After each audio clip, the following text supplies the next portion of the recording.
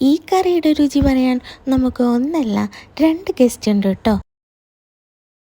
മാമ്പഴ പുളിശ്ശേരി സൂപ്പർ. അപ്പോൾ ഇവർ പറയുന്ന സൂപ്പറായ മാമ്പഴ പുളിശ്ശേരി നമുക്കൊന്ന് റെഡിയാക്കി എടുത്താലോ.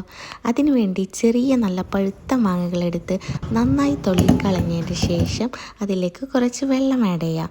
വെള്ളം ആഡ് ചെയ്തതിന് ശേഷം നല്ല ശർക്കര പൊടിച്ചതും കുറച്ച് ഉപ്പും കുറച്ച് മഞ്ഞൾപ്പൊടിയും ആവശ്യത്തിന് മുളക് പൊടിയും കൂടി ആഡ് ചെയ്ത് നന്നായി ഇളക്കിയതിന് ശേഷം സ്റ്റൗ ടോപ്പിൽ വെച്ച് നന്നായി തിളപ്പിച്ചെടുക്കാം. മാങ്ങ നല്ല സോഫ്റ്റ് ആകുന്നത് വരെ തിളപ്പിക്കണം. അതിനുശേഷം അതിലേക്ക് കുറച്ച് നെയ്യ് കൂടി ആഡ് ചെയ്ത് നന്നായി ഇളക്കി യോജിപ്പിച്ച് സ്റ്റൗ ഓഫ് ചെയ്യാം.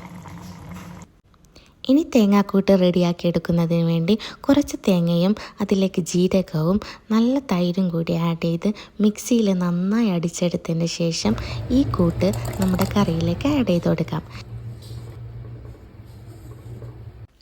ശേഷം നല്ല നെയ്യിൽ കടുകും ഉണക്കമുളകും കറിവേപ്പിലും കൂടി പൊട്ടിച്ചെടുത്തിട്ട് ചേർത്ത് കൊടുക്കാം. നല്ല നെയ്യിൻ്റെ മണമുള്ള കുറുകിയ രൂപത്തിലുള്ള ഒരു അടിപൊളി മാമ്പഴ പുളിശ്ശേരിയാണിത്. എല്ലാവരും ട്രൈ ചെയ്ത് നോക്കൂ, എന്തായാലും ഇഷ്ടപ്പെടും.